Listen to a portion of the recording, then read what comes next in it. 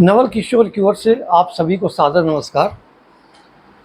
Patriotic efforts में आप सभी का हार्दिक स्वागत एवं अभिनंदन। पिछले वीडियो में हमने चर्चा की थी कि बिप्लब कुमार जी ने स्वाति माहिवाल जी को क्यों पीटा, क्यों मारा। उसी की अगली कड़ी है कि केजरीवाल जी इतना दुस्साहस कैसे कर जाते हैं। बहुतों लोगों को अपमानित कर देते हैं, बहुतों लोगों की पिटाई करवा देते हैं। और कुछ केस में तो ऐसा है कि अपनी पुलिस के द्वारा, दिल्ली में तो दिल्ली पुलिस इनके अंडर में नहीं है, लेकिन पंजाब में आम आदमी पार्टी की सरकार है और वहाँ की पुलिस केजरीवाल जी के अधीन है। तो उस पुलिस का भी बहुत ही गलत तरीके से वो इस्तेमाल करते हैं लोगों को उठवा लेने में। जैसे आप लोगों को याद होगा कि दिल्ली में भाजपा के एक वरिष्ठ कार्यकर्ता तेजिंदर पाल सिंह को पंजाब पुलिस ने स्थानीय पुलिस को सूचित किए बगैर चुपचाप उनके घर से उठा लिया था। और जब इसकी खबर भाजपा के शीर्ष नेतृत्व को मिली तो उन लोगों ने हरियाणा सरकार को संपर्क किया और हरियाणा पुलिस ने पंजाब पुलिस को बीच रास्ते में ही रोक लिया और तेजिंदर पाल सिंह को उनसे छुड़वा लिया। वैसे ही एक प्रसिद्ध लोकप्रिय यूट्यूबर हैं जिनके यूट्यूब चैनल का नाम है सब लोकतंत्र। उसके जो यूट्यूबर हैं उनका नाम है रचित कौशिक। रचित कौशिक को यूपी से पंजाब पुलिस ने गुप्त रूप से उठा लिया। पंजाब ले गए वो लोग और वहाँ पर इनके साथ बहुत ज़्यादा बदसलूकी हुई और काफ़ी समय तक इनको गैर कानूनी तरीके से जेल में बंद करके रखा गया। तो इस तरह की अनेक घटनाएं घटित होती रहती हैं और वो सब कुछ हमारे परम पूजनीय अरविंद केजरीवाल जी के सुपरविज़न में होता है। बड़े से बड़े लोगों को भी अपनी पार्टी से निकाल कर फेंक देते हैं, लोगों को धमका देते हैं, तब जबकि उनके पास अभी डायरेक्ट पावर नहीं है। तो इतना सारा दुस्साहस ये कर कैसे लेते हैं? जब इसके पीछे हम जाएंगे तो देखेंगे कि बहुत पहले से, राजनीति में भी आने से पहले से, अरविंद केजरीवाल जी का संबंध या कहें कि साठगांठ उन लोगों से रही है, विदेशों में बैठे हुए लोगों से, जो भारत के विरोधी हैं, सनातन समाज के विरोधी हैं, सनातन धर्म के विरोधी हैं। और इस तरह के लोग अमेरिका में, कनाडा में, फ्रांस में, ब्रिटेन में, जर्मनी में बैठे हुए हैं। और ये लोग आज भी अरविंद केजरीवाल के पीछे पूरी मुस्तैदी से, पूरी मजबूती से खड़े मिलते हैं।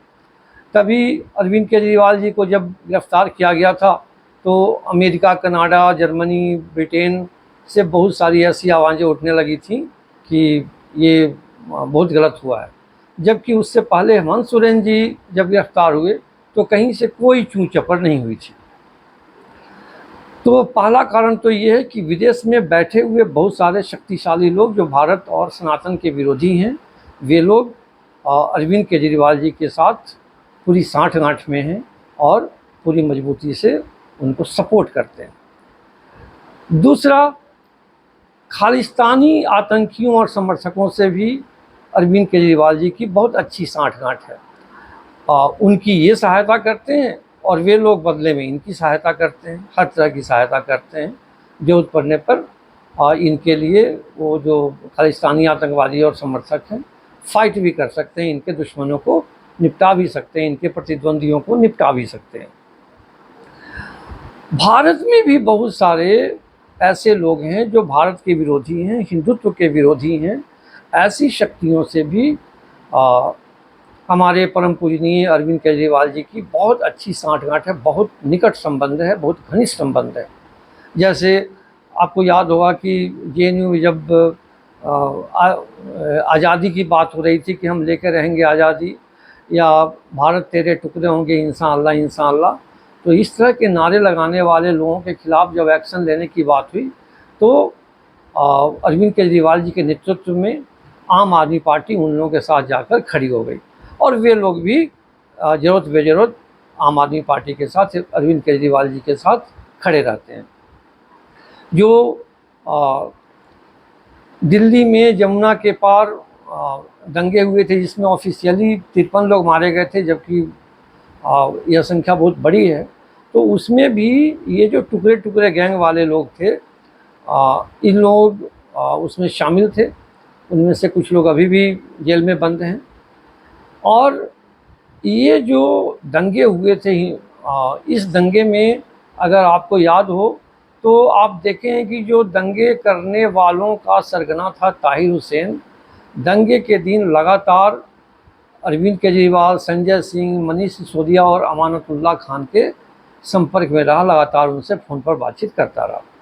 तो इस तरह के लोग भी अरविंद केजरीवाल के साथ हैं, जिससे ये अपने को मजबूत महसूस करते हैं। भारत में और भारत के बाहर बहुत सारे जिहाद परस्त आतंकवादी हैं, उनमें से भी कई लोग अरविंद केजरीवाल जी के संपर्क में हैं और अरविंद केजरीवाल जी और उनके बीच में परस्पर सहयोग होता रहता है। इससे अरविंद जी काफ़ी अपने को मजबूत महसूस करते हैं। सुप्रीम कोर्ट में भी बहुत सारे ऐसे लोग हैं जो मोदी के विरोधी हैं या कांग्रेस के समर्थक हैं, तो ऐसे लोगों का भी अरविंद केजरीवाल जी के ऊपर बरद हस्त रहता है, उनका भी भरपूर सहयोग और समर्थन इनको मिलता रहता है और वे लोग इनको बचाने में हर संभव उपाय करते हैं, हर तरह की कोशिश करते हैं। इसके अलावा भारत में जितने भी मोदी विरोधी दल हैं, भाजपा विरोधी दल हैं या संघ विरोधी दल हैं, आरएसएस विरोधी दल, वे लोग भी अरविंद जी के साथ मजबूती से खड़े हैं। आम जनता के लोभ और स्वार्थ को समझने में हमारे परम पूजनीय अरविंद केजरीवाल जी माहिर हैं। इसलिए फ्री में बिजली देकर, फ्री में पानी देकर इस तरह के लोगों को अपने पक्ष में करने में वे पूरी तरह सफल रहे हैं और ऐसे लोगों का समर्थन इनको मिलता रहा है। आम जनों के आवेग और आक्रोश को भड़काने में, उभारने में भी इनको प्रवीणता हासिल है। कुछ ऐसी बातें कह देते हैं जिसके कारण लोग अरविंद जी के विरोधियों के विरुद्ध आवेग और आक्रोश विकसित कर लेते हैं अपने अंदर और अरविंद जी के साथ खड़े हो जाते हैं। इनको आम लोगों की सहानुभूति जीतने में भी निपुणता हासिल है। बहुत भावुक होकर के लोगों से बात कर लेंगे, आंसू गिराकर बात कर लेंगे, बहुत द्रवित होकर के लोगों से बात कर लेंगे, तो उसके कारण बहुत सारे लोग इनके प्रति सहानुभूति रखते हैं और सहानुभूति के कारण इनके साथ खड़े रहते हैं, इनको सपोर्ट करते हैं। इससे भी अरविंद जी अपने आप को काफ़ी मजबूत महसूस करते हैं, कॉन्फिडेंट महसूस करते हैं कि कुछ भी हम कर लेंगे तो कोई हमारा कुछ बिगाड़ नहीं पाएगा, क्योंकि लोकतंत्र में वोट सबसे शक्तिशाली चीज़ होता है और बहुत सारे लोगों का वोट इनको मिलता है। सबसे बड़ा सबूत तो ये है कि पिछले 2 बार जो दिल्ली में विधानसभा का इलेक्शन हुआ, दोनों में अरविंद जी को बम्पर जीत मिली और पंजाब में तो इससे भी ज़्यादा बम्पर जीत मिली। अरविंद जी खुद को कई बार नार्सिसिस्ट घोषित कर चुके हैं, बोलते हैं कि हाँ मैं नार्सिसिस्ट हूँ और मुझे इस बात का गर्व है। तो नार्सिसिस्ट होने के कारण ये लोगों से फटाफट संबंध जोड़ने में इनको महारत हासिल है और उन संबंधों का दोहन करने में, शोषण करने में, इस्तेमाल करने में ये काफ़ी दक्ष हैं। और जहाँ कहीं भी जब इनके हित की बात आती है, व्यक्तिगत हित की बात आती है, तो उन संबंधों का इस्तेमाल करते हैं और अगर इनके हित में उन संबंधों को तोड़ना हो तो बड़े आराम से उसको तोड़ भी लेते हैं। ये नार्सिसिस्ट हिटलर जो था उसके फॉर्मूले पर चलते हैं, यानी लक्ष्य निर्धारित होना चाहिए, साधनों पर, माध्यम पर बिल्कुल विचार नहीं करना चाहिए। लक्ष्य ही सर्वोपरि है और माध्यम कोई भी हो, हमें अपने लक्ष्य को हासिल करना है। तो इसके लिए ये कोई मर्यादा, कोई नैतिकता, इन बातों का ध्यान नहीं रखते हैं। और हिटलर का एक और फॉर्मूला था कि झूठ को इतनी बार बोलो, इस ढंग से बोलो, इस तरह से बोलो कि वह झूठ सच से भी ज़्यादा सच प्रतीत होने लगे।